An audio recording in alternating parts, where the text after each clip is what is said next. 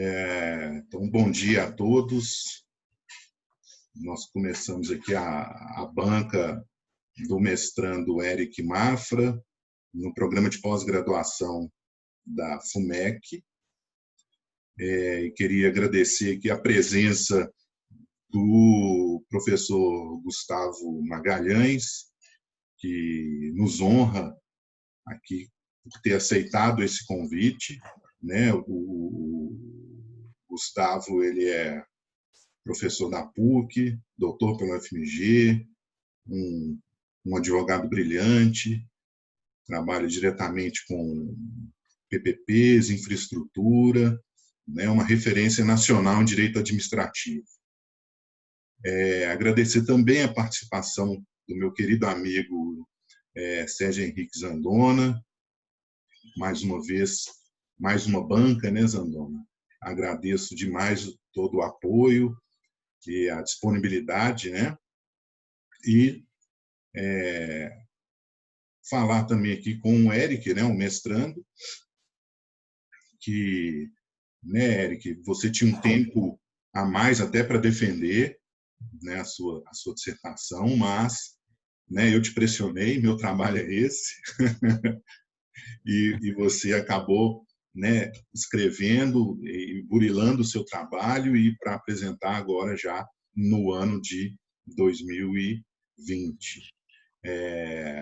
Então, isso é bem visto pelo nosso programa, é algo que nós incentivamos, né? Se puder defender um pouquinho antes, é algo muito bom para nós e conta também positivamente na CAPES, tá? Então, você está de parabéns aí nesse sentido. Também gostaria de deixar aqui um bom dia para os mestrandos, para o público em geral, né? Família do Eric também. E, Eric, você vai ter 20 minutos para expor o seu trabalho, tá? Depois, a palavra volta para mim e eu vou passar a palavra para o examinador externo, o professor Gustavo Magalhães. Okay. Aí o Gustavo fará as colocações, né, dele e você, em seguida, terá um tempo também para respondê-lo, ok? E depois o professor Zandona e a palavra volta para mim, sou o último aqui da fila. Beleza, Eric? Então, a palavra está com vocês. Vamos respeitar o tempo aí, né? O seu tempo de apresentação de 20 minutos, né? Uhum. Então, Eric, fique à vontade. Ok. Bom, primeiramente agradecer a todos os presentes, né, familiares, especialmente aos membros da banca. Agradecer a você, Lucas, professor Lucas, né, pelo apoio nessa caminhada, o professor Zandona também, por todo o apoio. Agradecer também a presença do professor Gustavo Magalhães. Bom, eu vou começar inicialmente falando um pouco sobre o meu problema, né, sobre o que motivou a pesquisa, a dissertação. Inicialmente, eu tenho uma trajetória profissional no Ministério Público de Contas por 9 anos e até então não havia me deparado com essa questão do quantum da multa ser aplicada, a quem se aplicar. Quando eu recebi o convite para trabalhar no Gabinete do Dr. Adonias, que creio que esteja até presente, eu me deparei com, até conversei muito com o Luiz Emílio também, me deparei com a falta relativa, enfim, de parâmetros para aplicação dessa multa, o quanto deveria aplicar, a quem deveria aplicar, o momento que deveria aplicar. Enfim, e aprofundando no tema, eu me deparei com a teoria dissuasória de Alice Voronoff. Enfim, Alice Voronoff prega que a sanção é um instrumento de realização de um fim perseguido pela administração pública, a concepção de indução de comportamentos. A sanção não seria mera retribuição pela infração praticada. Através de Alice Voronoff, eu conheci Alejandro Nieto. Eu importei, inclusive, o livro do Alejandro Nieto, um professor espanhol, não achava de jeito nenhum esse livro aqui. e tomei conhecimento também da doutrina dele sobre a autonomia principiológica e conceitual das sanções administrativas, porque, enfim, as sanções aplicadas pelos tribunais de contas, as multas, especificamente objeto desse meu trabalho, elas são, de acordo com a maioria da doutrina, sanções administrativas. Tomei conhecimento, então, enfim, por Nieto, Voronoff, sobre um termo chamado regulação responsiva. A Alice Voronoff escreve para o setor regulatório, e de um artigo de Yang, que é uma autora australiana, que fala muito sobre o excesso de dissuasão, ou do over-deterrence. Enfim, para Yang, Alice Voronoff, a sanção teria um ponto ótimo, e infringir regras aí nessa relação regulatória seria péssimo. A relação entre regulador e regulado, no caso entre controlador, né, no caso aqui da minha dissertação, controlador e controlado, porque isso afastaria o controlado de uma possível parceria, de uma possível cooperação entre o órgão controlador e o controlado. Bom, enfim, com essa perspectiva em mente, eu aprofundei um pouco no papel do TCE, no papel do controle, né? E o professor Luciano Ferraz trabalha com a doutrina, com alguns entendimentos, alguns pensamentos do professor, é um engenheiro, na verdade, Henri Fayol, que fala enfim, a concepção de controle dele, ele escreve para iniciativa privada, mas que se aplica, sim, à administração pública. Enfim, controle seria vigilância permanente, com duras sanções aplicadas em caso de desvio. Enfim, na verdade, há atualmente uma superação dessa concepção de vigilância constante, de duras sanções em caso de desvio. Primeiro, para inserir os tribunais de contas na democraticidade, né, no Estado democrático de direito. O controle social, aí, no caso, é fundamental. A participação do público em geral, das pessoas em geral, é fundamental na perspectiva aí habermasiana. Superação do paradigma de controle de conformidade, né, de meros aspectos formais, para um controle de resultados. Indução à boa gestão pública e órgão efetivador de direitos fundamentais. Essa é a concepção que eu parto do que seja o Tribunal de Contas e do que seja a sanção administrativa como instrumento do Tribunal de Contas.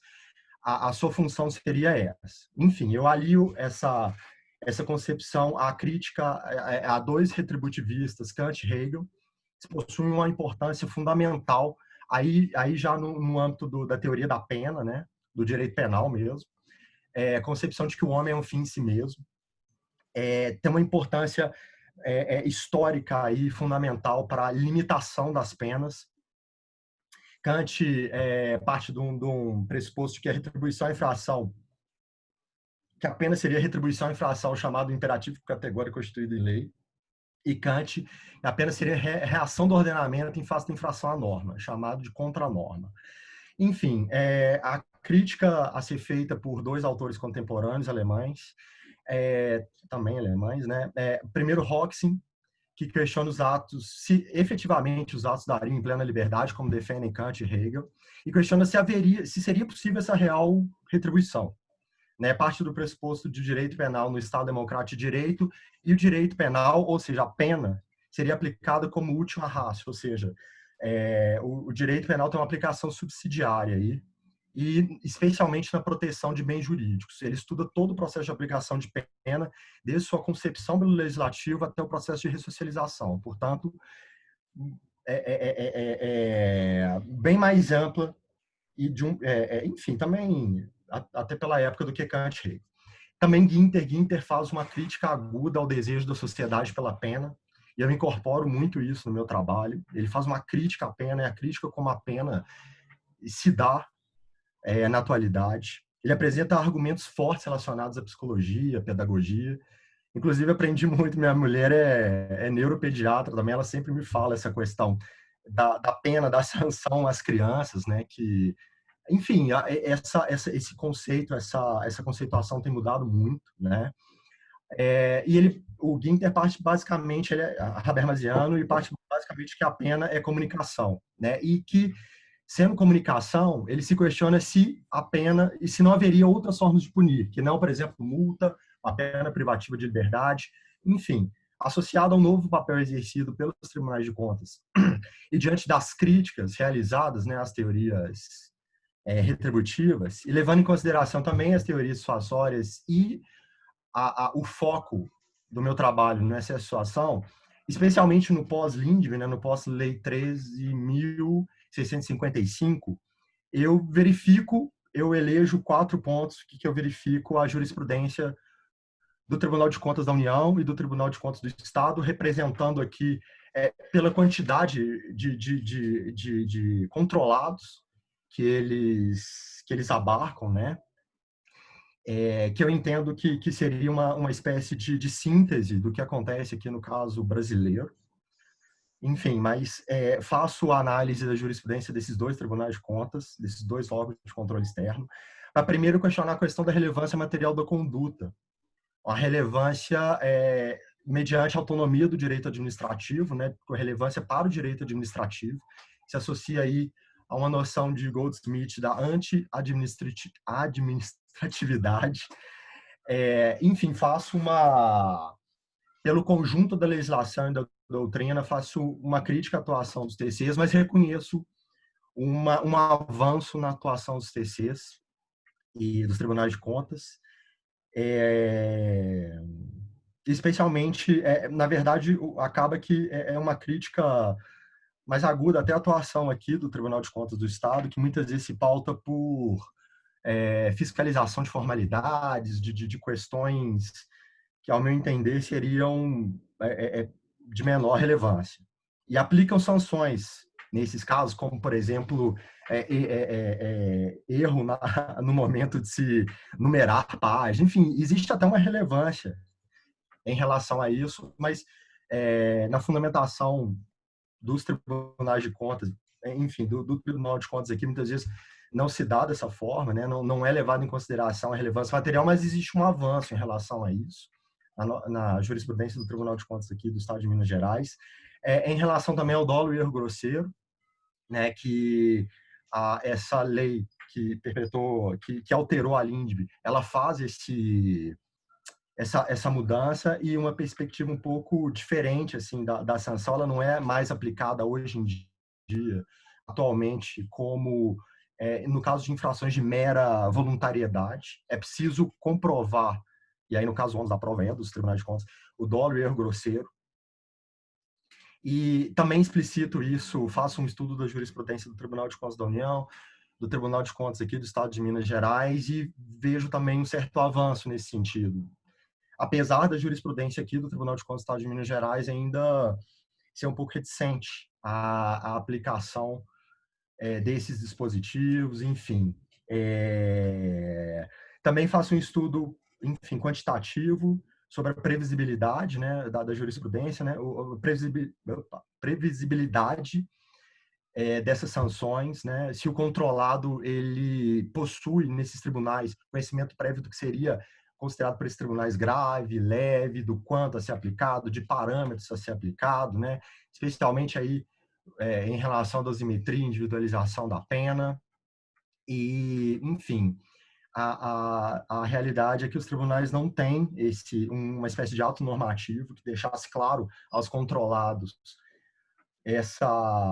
enfim, dando uma certa previsão realmente do que sua conduta pode gerar no âmbito do Tribunal de Contas, uma multa em qual perspectiva, em qual proporção, e, ao mesmo tempo, também os tribunais de contas também não têm feito uma dosimetria e individualização dessas penas de multa.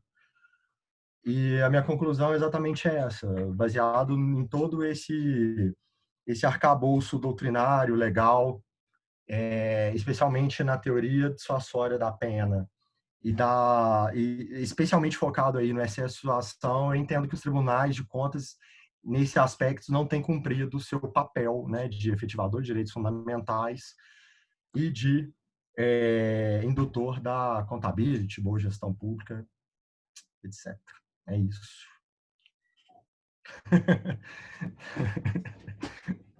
Obrigado, Eric, pela exposição. Antes de passar aqui para o professor Gustavo, gostaria também de cumprimentar aqui o conselheiro, né, então, do TCE de Minas Gerais, o senhor Adonias Monteiro, né, que se encontra presente. Professor Gustavo, a palavra é sua, fique à vontade para fazer as considerações e a seguir o Eric poderá respondê-lo. Professor Lucas Moraes Martins, muito obrigado pelo convite, uma honra poder participar dessa banca. Cumprimento também o professor Sérgio Zandona, um prazer dividir essa banca com você.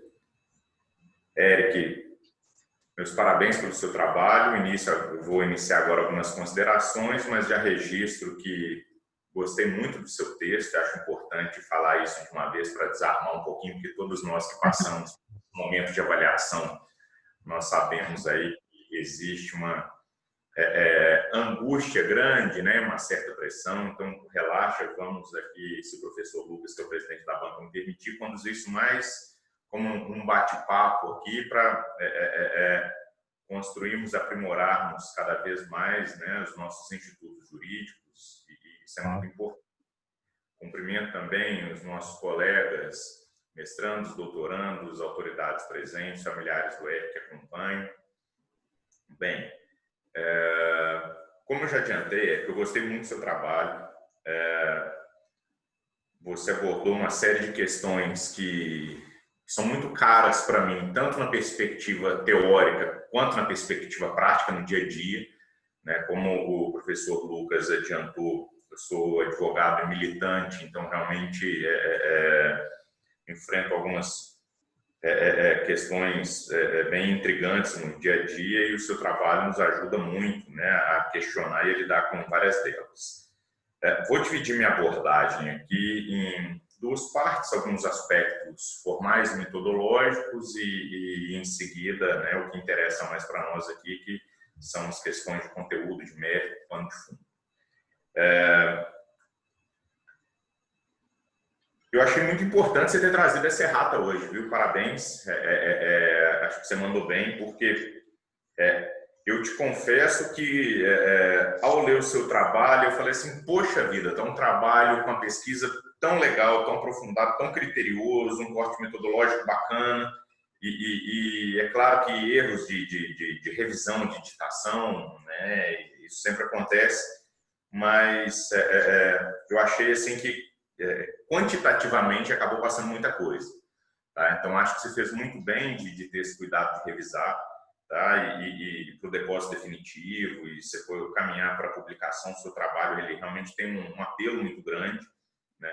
Eu acho que vale a pena aí esse double check, eu acho que vale a pena dar uma revisãozinha, um pente fino, né, bacana, que eu acho que faz sentido. O seu trabalho merece, tá?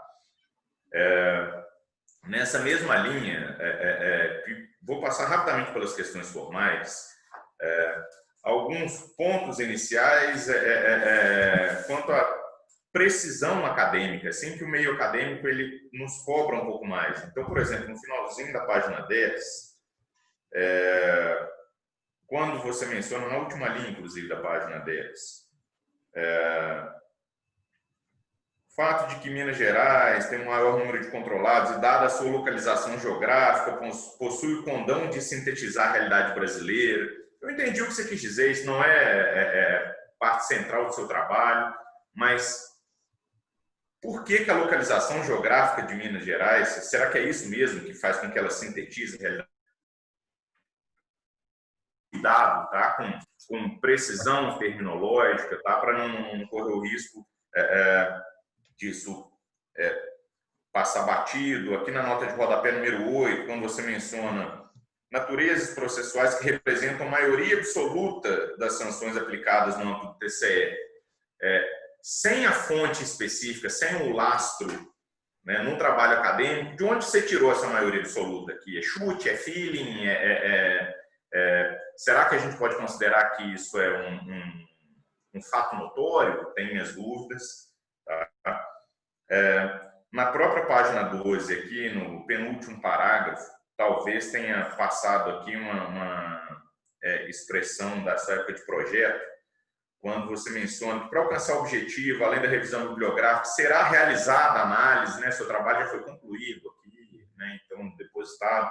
Mas, enfim, são questões que eu lanço aqui agora mais com o objetivo de contribuir, te ajudar a revisar realmente o trabalho, né? Para ele ter um acabamento melhor, né? Vou tomar liberdade de te dar um pitaco aqui, que você não me pediu, então você fica à vontade de entrar por um ouvido e sair pelo outro, que é uma questão de estilo. Principalmente aí na primeira metade do seu trabalho, eu achei que você abusou um pouquinho das citações diretas no corpo do texto. Tá? E isso é uma questão de estilo, um mero palpite, porque na verdade você quebra a sequência de quem está lendo. Né? E você tem muitas citações longas no corpo do texto. Então, uma boa parte delas eu acho que daria para você fazer uma citação indireta lá, menciona ali com as suas palavras, leva a citação direta por rodapé. Né? E aí, quem quisesse vai ler depois, no mesmo horário, no mesmo momento, aliás. Né? Você não quebra a fluidez da leitura. Tá? Então, isso torna o texto mais leve, mais gostoso assim, de ler, um mero palpite. Tá? Mas foi um ponto que me chamou a atenção. Acho muito importante registrar aqui o corte metodológico foi muito bem feito. Tá? A organização dos capítulos, a construção das premissas e depois as conclusões. Né? Acho que isso reflete uma excelência na orientação também, além do seu empenho. Tá? Então, isso ficou muito legal, tá? Ficou muito bem construído. Isso mostra cuidado com o trabalho. E, por fim, né, nessa questão formal metodológica que eu também queria registrar, a análise de decisões concretas. Cara, isso trouxe uma riqueza para o seu trabalho super bacana. Tá? É muito diferente quando nós discutimos institutos jurídicos a partir de discussões doutrinárias, com análise da literatura, e outra coisa é compilar. Você teve o cuidado de demonstrar, inclusive, quais foram os termos utilizados nas pesquisas. Né? E isso em trabalhos jurídicos, o ideal é que nós tivéssemos mais, né? Essa pesquisa de campo. Né? São dados, nós precisamos sempre trabalhar com dados, isso é muito importante. Tá? Eu achei que isso enriqueceu o seu trabalho, porque as contribuições práticas, elas ficam muito evidentes. Entrando agora na parte que nos interessa mais, que é a parte de conteúdo, tá? do mérito do trabalho, vou me restringir mais às questões voltadas para o direito administrativo. Né? O direito penal não é minha praia, minha zona de conforto. Aprendi muito direito penal com o seu trabalho e, sendo orientado aqui pelo professor Lucas, não esperava nada menos do que isso também. Você abordou uma série de aspectos, uma série de temas. Você foi corajoso, você não fugiu de polêmicas, eu gosto muito disso. Tá? Eu acho que a academia, muitas vezes, ela se limita a compilar informações divergentes e muitas vezes tem uma posição um pouco mais tímida na parte crítica. Eu acho que você foi corajoso, é muito importante. Eu acho que isso reflete também a maturidade, o fato de você não ser menino recém-formado, você ter uma experiência profissional. Tá? Então, isso também é uma coisa muito bacana.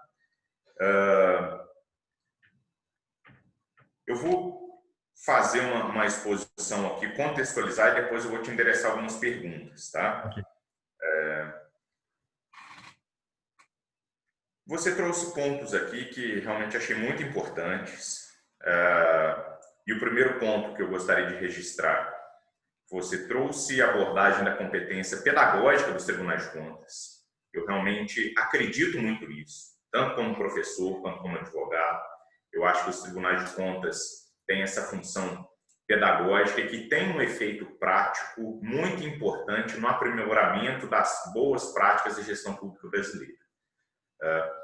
Então, acho que, na minha opinião, esse é um farol que nós devemos ter na análise do seu trabalho, na discussão do seu trabalho, porque como o seu foco ele acabou sendo mais crítico na perspectiva do excesso de controle, né, e você abordou muito bem a questão do apagão das canetas, que é uma triste realidade que nós vivemos, né, nos últimos 15 anos, principalmente aqui no Brasil.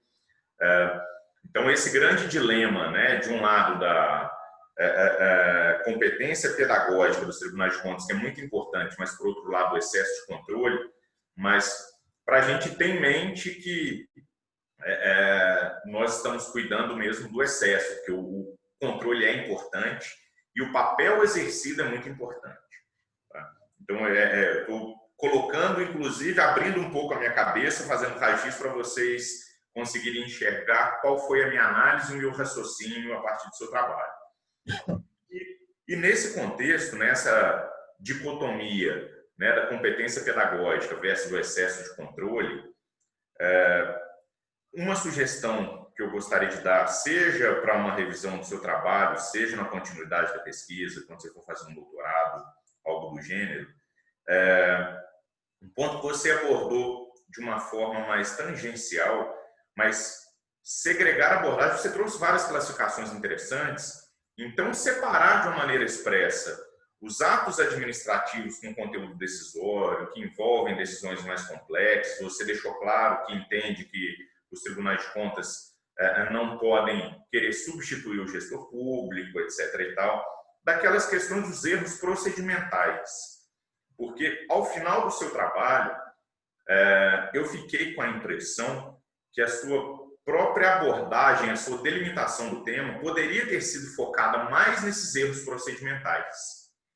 Porque, ao apresentar o seu tema-problema, você faz isso de uma maneira mais abrangente, mas, ao fazer a abordagem crítica, você foca muito mais nessas multas aplicadas por infrações de menor potencial ofensivo, vamos chamar assim, né? Então, acho que trazer isso para, inclusive, a proposta, para deixar claro o que você está prometendo entregar, tá? Eu acho que vai ser mais claro, não só compreender o seu trabalho, onde é que você quer chegar desde o início, mas também vai dar uma coerência mais clara para o desenrolar da sua argumentação. E aí você trouxe vários pontos, né, que de uma maneira até pulverizada no seu trabalho, que você eventualmente poderia sistematizar. O que eu sinto falta no seu trabalho, assim, que você vai ler no trabalho, o seu trabalho, como eu disse, ele teve uma proposta metodológica muito bem construída, muito interessante. Então, o leitor do seu trabalho ele vai se envolvendo à medida que você vai avançando com o seu trabalho. E chegou lá na conclusão, eu fiquei com um gostinho de quero mais, cara, que foi o seguinte: eu achei que faltou, e você já tem esses elementos dentro do seu trabalho, faltou sistematizar, você apresentar critérios para análise de culpabilidade. Você apresentar, por exemplo, que tipo de cuidado do gestor público que você considera que poderia afastar o erro grosseiro. Eu fiquei com esse gostinho de quero mais, principalmente quando você trouxe uma série de decisões dos tribunais de contas, você critica uma a uma, né? Poxa, pega aquilo que você encontrou nas decisões que você considerou mais adequadas, mais acertadas, né? E propõe, então, aquele tipo de metodologia de quadrinho que todo mundo vai citar o seu trabalho depois, à torta direito, né? Porque é um critério proposto simplesmente para sistematizar de uma maneira didática, né? É claro que interpretação jurídica não é receita de bolo, né? Mas uma sugestão de critério para tentar assegurar um mínimo de uniformidade, um parâmetro para aplicação aqui do princípio da proporcionalidade no caso concreto, né? Então, esse foi o ponto, assim. Então, a partir desse pano de fundo todo, eu concordo muito com a conclusão do seu trabalho e eu tenho algumas dúvidas, algumas considerações aqui com o percurso, com o meio do caminho, tá? eu concordo muito com a sua análise, com a sua conclusão sobre o excesso de controle e com a gravidade das sanções aplicadas para ilícitos ou ilegalidades procedimentais, e que eu vou chamar aqui, que é aquelas que têm um menor potencial ofensivo. Tá? Okay. Agora, onde é que eu tenho um ponto aqui que eu queria trazer para o nosso debate? Então, a primeira pergunta que eu vou te fazer. Tá? Você não considera que nessa perspectiva de controle da administração pública, de atividade pedagógica, nessa perspectiva de compliance que nós vemos hoje no Brasil de uma maneira mais intensa depois da lei de corrupção, você não considera que pode sim ser importante ter sanções para descumprimento de regras que o controle burocrático da administração pública considera essenciais, ou seja, controle da atividade meio, porque o controle da atividade meio tem uma perspectiva preventiva muito relevante. Se eu só puder aplicar multa quando eu estiver dano erário, quando eu tiver prejuízo efetivo, eu perco um pouco aquela preocupação de contribuir para a melhora dos procedimentos e das boas práticas da boa gestão pública. Então, por exemplo, eu não considero um potencial ofensivo tão baixo assim um contrato que não teve seu extrato publicado, um processo licitatório que não teve suas páginas rubricadas e numeradas. Por quê? Porque não tem controle sem transparência, eu não tenho controle sem a publicação desses extratos. Eu vou esperar me deparar com uma licitação em que um agente público corrupto tentou enfiar um documento extemporâneo para apoiar algum dos licitantes, se valendo justamente do fato do processo licitatório não estar numerado, rubricado. Eu realmente tenho essas ressalvas. Então, a primeira pergunta que eu queria fazer para você é o seguinte: se realmente você considera que essas condutas que não geram prejuízos efetivos, não geram danos efetivos, se elas seriam sempre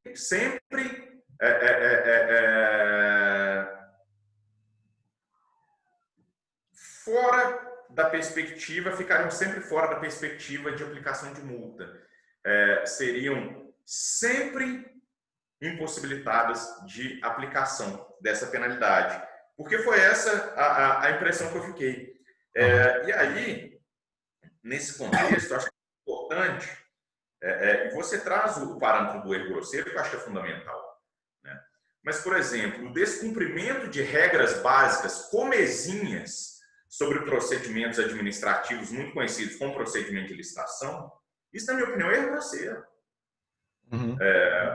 Então, é importante aqui separar a gravidade do ilícito, a gravidade da conduta, porque aí eu estou me referindo ao bem jurídico tutelado, ao potencial ofensivo da conduta, da gravidade da omissão ou da gravidade da culpa. Porque mesmo em ilícitos de menor representatividade, eu posso ter erro grosseiro, eu posso ter culpa grave. Isso é verdade. Então, acho importante segregar isso para a gente não confundir a perspectiva aqui que só existe erro grosseiro quando o ilícito for relevante, quando o ilícito for grave. Né?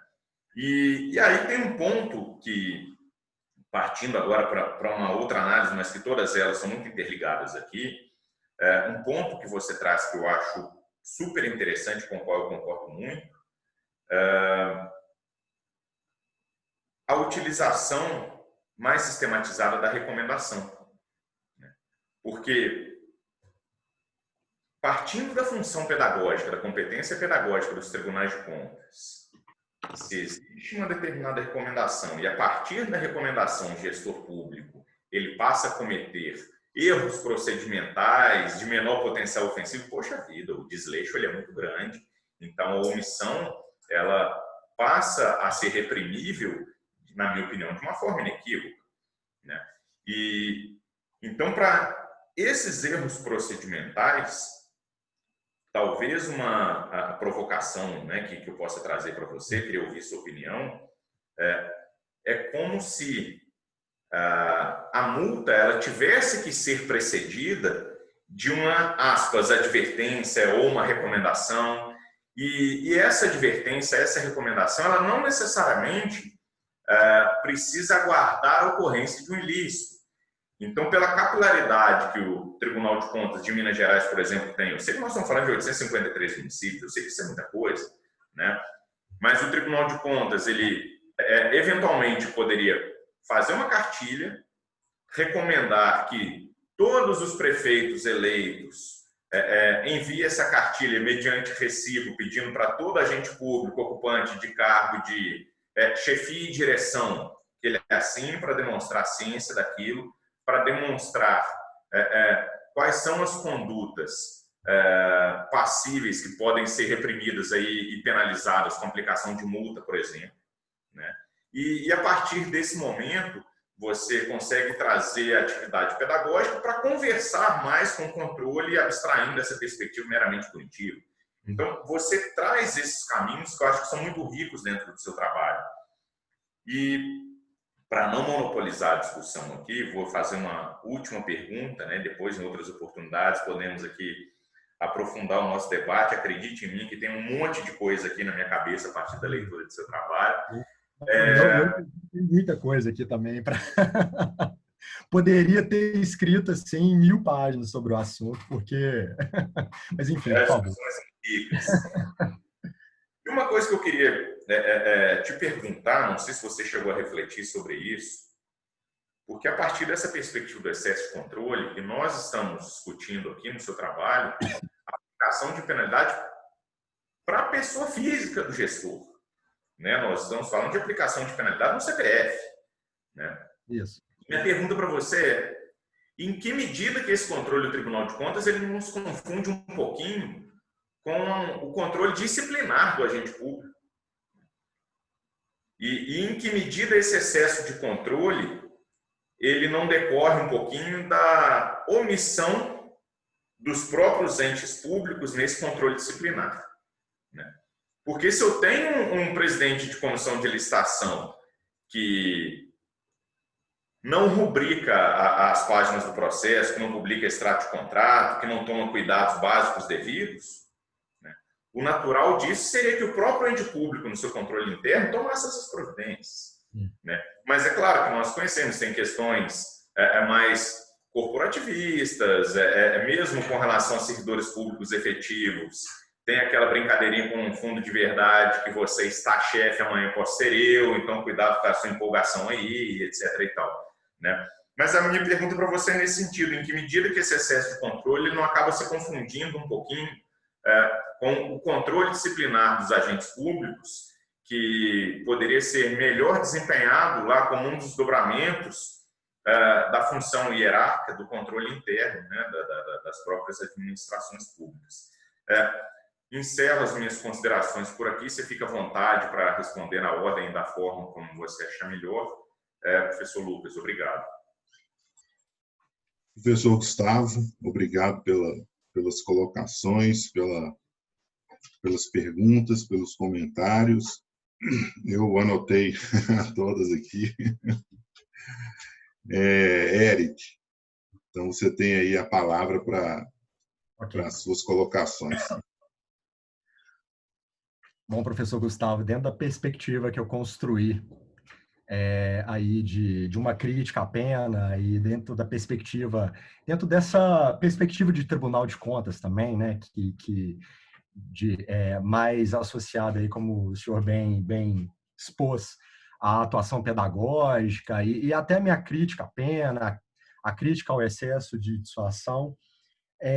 A minha conclusão acabou sendo essa. A minha crítica, na verdade, é quanto à fundamentação dos órgãos de controle, aí, no caso de alguns acordos do Tribunal de Contas da União, dos tribunais, do Tribunal de Contas aqui do Estado. Eu entendo, sim, que, inclusive, eu cito isso na dissertação, de que, sim, essas infrações, vamos dizer assim, procedimentais, né, elas teriam uma certa gravidade, mas eu acredito que a fundamentação teria que avançar um pouco nesse sentido. Inclusive, a fiscalização deveria avançar nesse sentido, apontando sempre um possível dano à administração. Mas, enfim, a crítica central aí, no caso, quanto à fundamentação, que muitas vezes não avança nesse sentido. É claro que eu também reconheço que, em relação à relevância material ainda, que, de fato, algumas sanções não deveriam ser sancionadas a priori, deveria se ter utilizar inicialmente uma recomendação com aviso de que a reincidência possa vir gerar multas, enfim, essa atuação com base até na crítica feita por Günther, de que a pena e a penalidade podem não ser construtivas, né? E que a mera comunicação da pena, ou enfim, da recomendação seria suficiente para que o gestor tomasse, enfim, atitude, enfim, dissuadisse ele, induzisse ele ao comportamento desejado, né? Enfim, basicamente isso. Eu acho que a recomendação pode servir aí como instrumento valioso, mais do que, às vezes, uma multa de 2, 3, 5 mil reais. Eu não sei se isso, no gestor público do interior, muitas vezes sem preparo, geraria uma adequada indução de comportamentos. Acredito que possa, nesses casos, gerar uma revolta com o controle, com o controlador. Enfim, e acredito que esteja coerente com o arcabouço teórico que eu levantei aqui na dissertação. Em relação realmente à relevância material e erro grosseiro, eu tento fazer essa segregação na dissertação. Enfim, não sei se ficou tão claro assim, mas realmente são situações segregadas, né? Em relação a essa questão que o senhor colocou aí ao final, sobre se esse excesso de dissuasão não teria, não se confundiria aí com esse controle disciplinar. Acredito que sim. Nós temos um controle interno. O Tribunal de Contas tenta, aqui do Estado, pelo menos, das mais diversas formas, através de cartilhas, em suas decisões, nas próprias prestações de contas, fazer valer a regra e fazer valer que os municípios e demais entidades instituam, sim, o controle interno. O primeiro passo parece que foi alcançado. Os municípios parece que instituíram o controle interno, instituíram uma metodologia, digamos assim, de controle interno, em grande parte por pressão e por recomendações do Tribunal de Contas. Agora falta esse controle interno ser efetivo, né? E falta uma atuação mais efetiva, e principalmente em municípios muito pequenos, né? Eu já coordenei no Ministério Público o setor de execução de multas e restituição, em que não raro o prefeito me ligava e falava: pô, mas eu vou cobrar vou fazer uma execução fiscal em face do meu vizinho, não é possível, não posso fazer isso. Eu notei enfim, basicamente isso. Então, acredito que sim, que se confunda sim com essa inoperância, talvez, não sei se eu posso dizer assim, do controle interno, mas acredito eu, enfim, pelo menos da perspectiva ali do controle, que se esteja galgando passos para que isso seja plenamente implementado na administração, especialmente em municípios e entidades menores, né? Enfim, eu não sei se eu consegui responder a todas as perguntas. São várias considerações, mas eu estou aberto aqui também a... Professor Lucas, me permitir, apenas um ponto aqui que eu queria insistir um pouquinho, queria ouvir sua opinião. Se você acha que as condutas de menor potencial ofensivo, esses erros procedimentais, eles realmente não podem ser punidos aí mediante aplicação direta de multas, você não consegue enxergar. Você fez uma abordagem muito rica e muito importante, né, trazendo aqui a Lei de Introdução ao Direito Brasileiro, né, e todas as cautelas que, na minha opinião, de maneira acertada, a LINC traz para a gente, né? Como eu sou velho, eu sou da época da Lei de Introdução ao Código Civil, né? Era a LINC. Mas, então, você teve aí os cuidados importantes, mas eu fiquei com a impressão no seu trabalho que você, de certa forma, só admitiria o erro grosseiro para as infrações ou ilícitos mais graves, mais relevantes. É isso que eu queria te ouvir um pouquinho, se você não enxerga essa possibilidade de aplicação dos erros procedimentais. Não, a ideia é exatamente essa, mas assim, isso não impede de forma alguma de se aplicar sanção nesses casos de erros procedimentais. A minha crítica é exatamente essa. Eu acredito que o órgão de controle deveria avançar na fundamentação, avançar na sua fiscalização. E, por exemplo, em caso de um erro procedimental, por exemplo, que comprometa a competitividade na licitação, eu defendo que deva ser sancionado. Mas o mero erro procedimental, enfim, também agora não me vem um exemplo aqui para que eu possa enriquecer o debate, sem essa contrapartida de argumentação pelo órgão de controle, de que, de fato, isso, de alguma forma, por exemplo, no procedimento licitatório, gerou uma ausência de competitividade. Por exemplo, a cláusula que eventualmente restrinja a competitividade num certame. Caso, enfim, em abstrato, ela é, sim, grave, e em abstrato ela tem potencial de gerar dano ao certame. Mas se no caso concreto você vislumbrou uma enorme competitividade, inclusive economicidade, acredito que aí deva ceder, e que se não se deva sancionar, que se deva recomendar. Enfim, eu acredito que a fundamentação do órgão de controle deva avançar nesses casos. Mas nada impede que se aplique sanções aí, mas desde que se avance um pouquinho na argumentação. Obrigado, professor. Estou satisfeito. Obrigado. Obrigado, professor Gustavo, pelas colocações, perguntas e observações que, com certeza, enriqueceram aqui o trabalho do mestrando. Eric, obrigado também pelas respostas. Agora eu passo a palavra para o professor Zandona para fazer as suas colocações. Aqui, então, Eric terá o tempo para respondê-las. Professor Zandona. Bom, dar bom dia a todos, cumprimentar o Eric por esse momento, agradecer o convite, né, que me foi formulado para participar não só dessa banca, mas também da qualificação.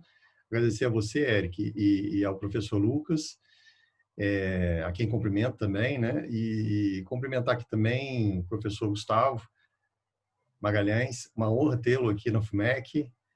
Espero que, passando essa fase agora, possamos contar com a sua presença pessoalmente, né, dentro do campus, para mais bancas. Já fica aqui o convite. E cumprimentar aqui seus parentes, Eric, que aqui estão, as autoridades que aqui estão, na pessoa do doutor Adonias Monteiro, né, conselheiro do nosso Tribunal de Contas. Cumprimentar aqui também os mestres e mestrandos do programa.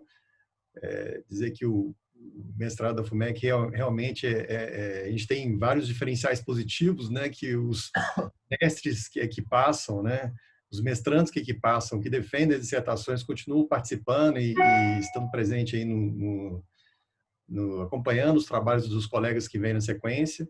Isso é importante, muito importante, sempre defendo e sempre defendi isso. Então, agradeço a presença aqui de vocês, queridos amigos. Eric, como bem falou o professor Gustavo, é importante você observar essas questões aí que foram pontuadas, né, as questões metodológicas e de ABNT, para fins do depósito definitivo, né, porque o seu trabalho passa a ser uma das referências que a gente vai ter no nosso repositório institucional.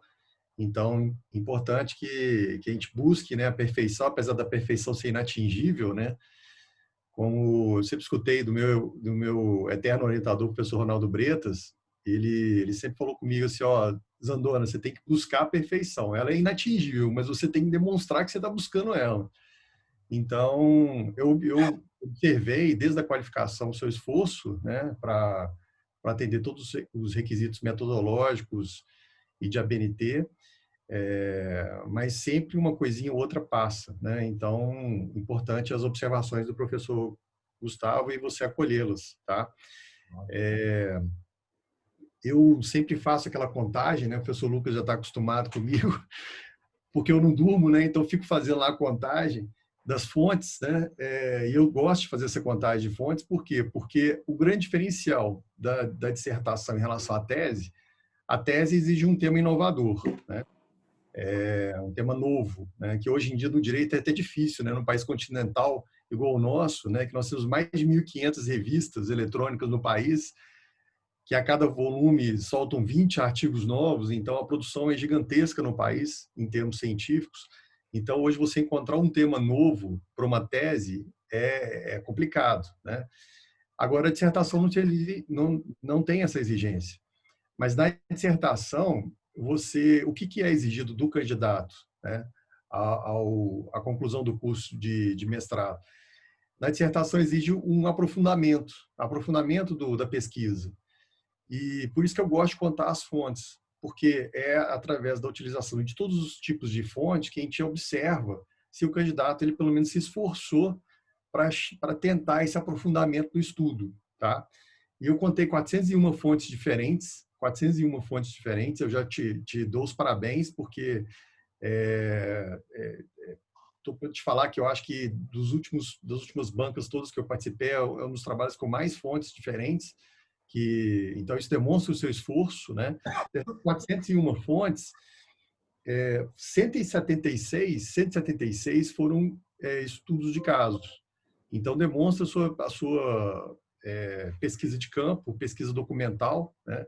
Que é algo também que não é muito comum de se ver numa dissertação, e é algo que te dá trabalho para qualquer um, né? Coletar essas fontes todas, examinar inteiro e teor desses julgados, e você fez isso muito bem, né? 176 julgados diferentes, né? E que é algo assim, eu particularmente, eu nunca vi num trabalho, seja de dissertação, seja de tese, e olha que eu já fiz banca para todo lugar nesse país, que tenha tantos julgados sendo examinados. Então, eu te dou os parabéns por isso. Dessas 401 fontes ainda, 121 foram livros, 121 livros, 2 livros eletrônicos, 71 artigos de revistas de periódicos, 71 artigos de revistas periódicas. Isso é também bacana da sua parte, porque o que a gente tem de maior novidade em termos de produção científica, a gente recebe em artigos e periódicos, 71. Sites, você citou 6 sites diferentes, 10 teses e dissertações, que é algo fantástico também, porque é o trabalho mais testado que tem, são as teses e dissertações. Você sabe o sacrifício que foi chegar nesse ponto aqui. Então, quando você cita 10 teses e dissertações, são trabalhos muito testados. A pessoa não... É diferente de livro hoje em dia, né, gente? Livro, qualquer um publica livro hoje, né? Você chega com um saco de dinheiro lá em qualquer editora, a editora publica lá o que você quiser, né? Os conselhos editoriais das editoras hoje é quase que figurativo, né? Raras editoras que efetivamente selecionam livros mesmo para publicação. A maioria hoje em dia pagou se está publicando, né? Então é diferente da tese da dissertação, não é qualquer um que chega ao final com uma produção, né, com uma tese e uma dissertação. Como eu estava falando, você sabe o sacrifício que você teve para chegar aqui hoje. Você teve que cumprir 7 disciplinas, ser arguído em todas as disciplinas. Você teve que, antes disso, até ter passado uma prova rigorosa, que é a prova de entrada no programa. Depois você teve que passar pela qualificação, né? Então, você sabe o sacrifício que foi, né? Nisso aqui eu até cumprimento a sua família aqui, porque a família que muitas vezes é que mais sofre, né, nesse momento. O professor Gustavo sabe disso, o professor Lucas sabe disso, né? Nós passamos por isso aqui, né, pelo mestrado, pelo doutorado, a gente sabe como que a família fica sacrificada, né, muitas vezes a família tem que ter paciência, às vezes com a nossa falta de paciência, né, nesses momentos. Então, assim, te dou os parabéns pela sua família, pelo fato de ter entendido esses momentos da sua ausência, né, no aprofundamento dessas pesquisas que você fez.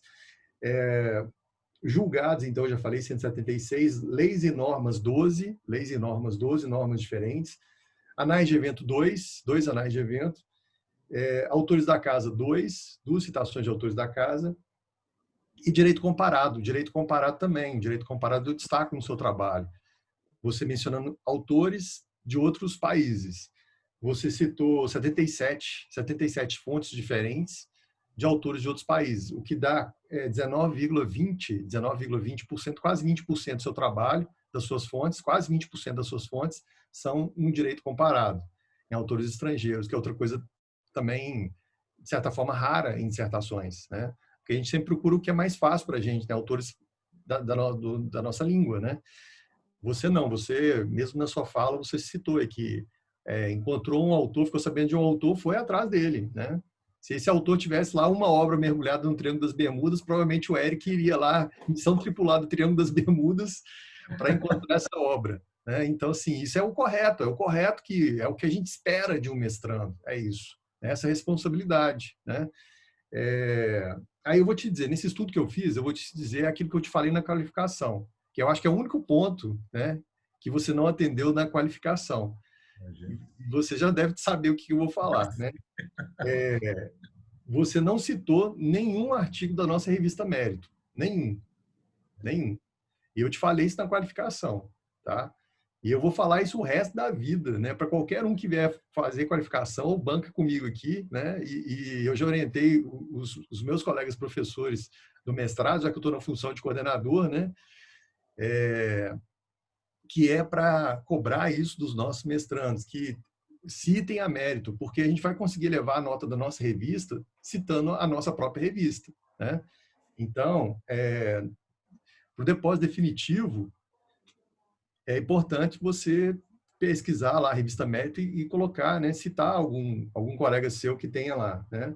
E também banco de dissertações da própria instituição, que eu vi você citando só um, e você citou a autora que eu te indiquei, né? Que foi a Fabiana Coelho Simões, que defendeu o mestrado aqui. Você citou a dissertação dela através do livro dela. Eu não achei a dissertação dela. Ela está disponível lá? Não está, porque ela parece que ela ainda vai entregar, não sei, mas ela publicou em livro. Eu comprei o livro, não. Então, assim, é a mesma coisa que você tiver citado a dissertação dela, você citando o livro dela, porque o livro dela é uma reprodução da dissertação dela. Por isso que eu considerei aqui como citação de uma fonte no nosso banco de tese e dissertações. Mas pelo volume de coisa que já tem lá, Eric, eu acho que ainda merecia uma pesquisa ainda maior lá, sabe? Por que eu bato nessa tecla tanto? Porque, imagina só, o seu trabalho que está maravilhoso, foi muito bem estruturado, uma pesquisa profunda, né? E o trabalho que isso te deu, se a gente não começar a nos citarmos, ou seja, citarmos os colegas que aqui passaram, né, que defenderam as dissertações, citar o nosso banco de tese e dissertações, amanhã esse trabalho seu que está maravilhoso vai ficar lá arquivado sem ninguém citar. Então, por isso a gente precisa pesquisar e citar, né, prestigiar os autores daqui, né? Eu sempre bato nessa tecla. Nós, meninos, a gente é meio bobo, né? A gente valoriza muito o de fora, né? Fala, o de fora, para o trabalho ser bom, eu tenho que citar o pessoal de fora. E não nos citamos, né? E aí o que acontece? O pessoal de fora, muitas vezes, é barrista, não cita nós daqui. Então, aí o que acontece? Nós que temos uma produção forte no país e no mundo, ninguém cita a gente, né? Porque nós mesmos não somos bobos. Nós citamos o pessoal de fora achando que o de fora é melhor. E o pessoal de fora é muitas vezes bairrista, não cita a gente. Então, ninguém cita a gente. Então, nós temos que, pelo menos nós, começarmos a quebrar, né, esse ciclo vicioso, né, e começar a nos citarmos. Porque aí, o que vai acontecer? Eu estou te falando isso hoje, Eric. Daqui a um ano, eu vou estar falando com outro mestrando para fazer a mesma coisa, para citar o Eric, no trabalho dele lá, publicar lá no banco no repositório institucional da FUMEC. Então, eu não estou falando isso para você, eu estou falando isso desde anos para trás, como eu vou falar o resto da vida para frente, né? Então, essas duas observações e mais projeto de lei, que eu fiquei assim, eu não vi nenhum projeto de lei citado na sua dissertação. Então, eu fico me perguntando assim, se não existe, né, com a cultura legislativa que a gente tem, se não existe nenhum projeto de lei em tramitação que concretize, tente precisar, né, de forma mais objetiva, esse dilema que você trouxe na sua dissertação, né, que é a falta de critério, né, nessas fixações de multa em especial, né? Que, já entrando aí na questão da discussão de mérito do seu trabalho, eu concordo com você, passa muito pela questão da fundamentação, né? E eu cheguei a fazer essa observação com você durante a qualificação, até pontuando a diferença de fundamentação e motivação, né? A motivação é algo interno do julgador, algo que extrapola aquilo que está dentro do processo, né? Seja o processo administrativo, seja o processo judicial. E não é o que a Constituição fala. A Constituição fala, disciplina, né, no artigo 93, inciso 9, a necessidade da fundamentação. A fundamentação, ela é técnica e fática. Técnica e fática. Fática dentro daquilo que está dentro do processo. As provas são colhidas, né, para demonstrar o quê? A questão fática, a versão de um lado ou do outro, né? Então, o juiz, na hora de decidir, o julgador, na hora de decidir, ele tem que decidir com base nas questões fáticas que foram colhidas dentro do processo através das provas, que ali estão demonstradas, né? Daí a necessidade de relatório, porque o relatório é uma das grandes garantias para as partes de que o julgador leu tudo aquilo que foi produzido no processo. Por isso que eu questiono tanto, por exemplo, o juizado especial. O juizado especial, Lei 9.099, quando isenta o juiz de apresentar relatório, aquilo ali é um dano para o processo constitucional gigantesco, porque as partes ficam inseguras se aquele julgador que está decidindo leu de fato e considerou de fato todas as provas que foram colhidas. Então, eu entendo essencial a questão do relatório, e o relatório vai demonstrar isso. Para, na decisão, o juiz demonstrar, né, que considerou todas as provas, que leu todo o processo e considerou tudo aquilo que foi produzido. Aí ele vai partir, então, a fundamentação dele pela questão fática e a questão jurídica. E aí, sim, se abstraindo ao máximo, né, ao máximo da motivação, que é algo externo ao processo. Tá? Então, eu entendo que você trabalhou bem essa questão da fundamentação do seu trabalho, a gente atendeu as expectativas da qualificação. Tá? Eu não tenho pergunta a te fazer, Eric, por quê? Porque todas as considerações que eu tinha, eu te fiz, né, e as sugestões também de aprimoramento do seu trabalho, eu te fiz na qualificação. As questões que eu teria para pontuar são só essas questões mesmo de fonte, que eu acho que como você vai ter um prazo na sequência para fazer os últimos ajustes do trabalho para o depósito definitivo, você pode acrescentar, né? E, quer dizer, você não é obrigado a isso, tá, Eric? Você fica aqui com uma sugestão só para aprimoramento do seu trabalho, tá? Ainda um aprimoramento ainda maior, né? E eu te peço também para acolher as sugestões do professor Gustavo, porque vai demonstrar que o carinho que você teve com a banca, no sentido de que o professor Gustavo dispôs de tempo dele para ler o seu trabalho, provavelmente mais do que uma leitura, 2, 3 leituras, que é o que a gente faz nos trabalhos, e as questões todas que foram pontuadas, elas também agregam qualidade ao seu trabalho, né? Então, para depois a gente ver o seu trabalho mais redondo possível lá no repositório institucional, ok? Te dar os parabéns mais uma vez e dar os parabéns também para o professor Lucas pela orientação que fez, né? E o carinho que vocês dois tiveram, né, diante da coordenação do curso, porque você teve que trocar de orientador, né, Eric? Então, você acolheu a minha sugestão de ter o professor Lucas como seu orientador, e eu entendo que eu acertei muito em te indicar o professor Lucas como seu orientador, e então isso reflete o sucesso também do seu trabalho, tá? Dar os parabéns, então, ao professor Lucas também, e agradecer. Obrigado, gente. Professor Zandona, obrigado aí pelas colocações, né? Nós fizemos uma pré-banca mais intensa, né, Eric?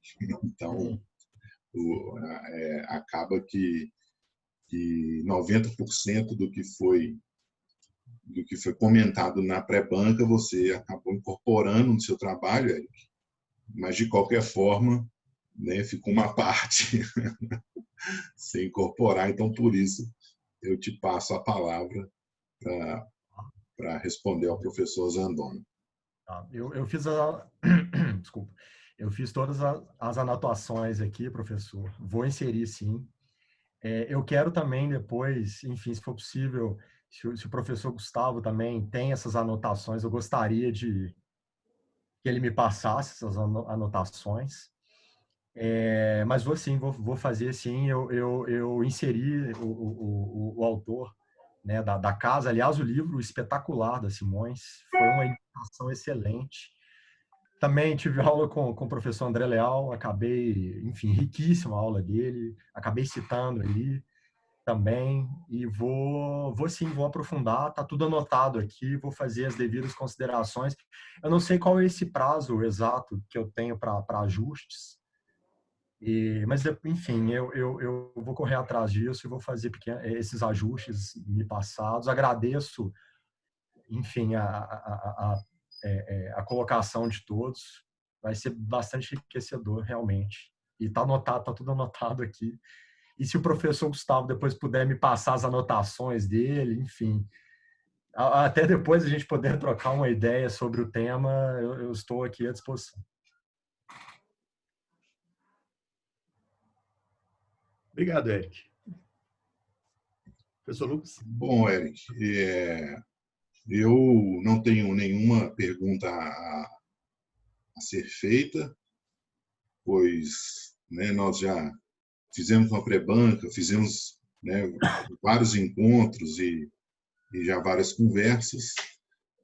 Apenas recomendar fortemente que acate as observações, né, tanto do professor Gustavo e do professor Zandona, para que o seu trabalho fique, né, mais completo, a fim, inclusive, de publicá-lo, né, posteriormente, após o depósito.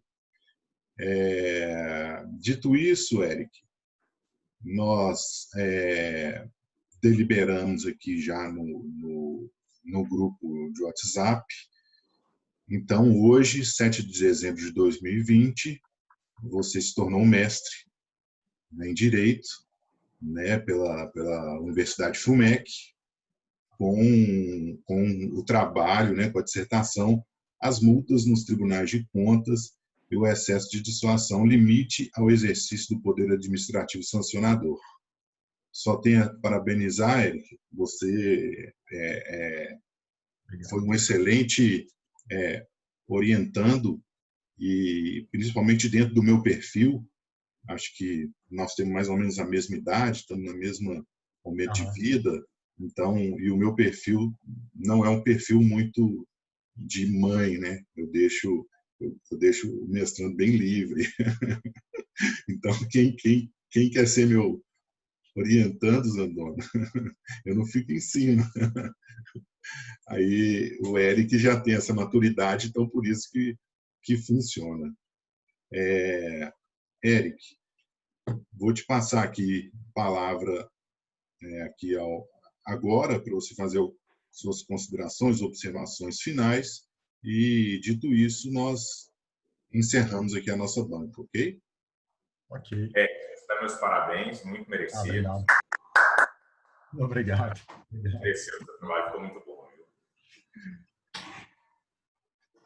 Parabéns, viu, Eric? Obrigado, professor. Obrigado. Sucesso sempre. Obrigado. Te espero agora no doutorado, né, Eric? Opa, com certeza. Aguardando firmemente. Bom, agradecer a presença de todos, agradecer a orientação aí pelo professor Lucas. Enfim, tivemos um momento um pouco tenso na mudança do meu coordenador, mas graças a Deus o Zandona me tranquilizou, o Zandona me indicou o professor Lucas. Enfim, foi muito bom essa convivência. Quero tê-lo como amigo, inclusive. Agradeço também a presença do professor Gustavo, agradeço a presença de todos aí. É um tema que enfim, eu sou um interessado, sou um estudioso desse tema no gabinete. Enfim, o conselheiro vive demandando da gente o estudo desse tema. Espero que tenha minimamente acrescentado ali no gabinete, espero que tenha minimamente acrescentado, enfim, num contexto geral. Eu fico feliz pelo mestrado na FUMEC, foi enriquecedor, professores excelentes. Enfim, agradecer de uma forma geral a todos que estão aqui. Enfim, só tenho a agradecer mesmo. Agora eu posso dormir em paz. Vou fazer os ajustes, sim. Enfim, é isso. Muito obrigado. Eric. Obrigado. Agradeço ao professor Gustavo Magalhães pela participação, pela presença, disponibilidade de tempo, ao professor Zandona também pela leitura acurada da metodologia, das fontes, do mérito, né, pela disponibilidade, a todos os presentes. E, Eric, meus parabéns. Eu vou passar o seu contato para o professor Gustavo e, eventualmente, caso você queira conversar sobre essa temática e até solicitar as observações dele, você pode entrar em contato até diretamente com ele, se tiver tudo bem para o senhor, professor Gustavo. Claro, vai ser um prazer. Tá? Pode contar comigo aí. Ok, então dou por encerrada a nossa sessão de hoje. Obrigado, Eric.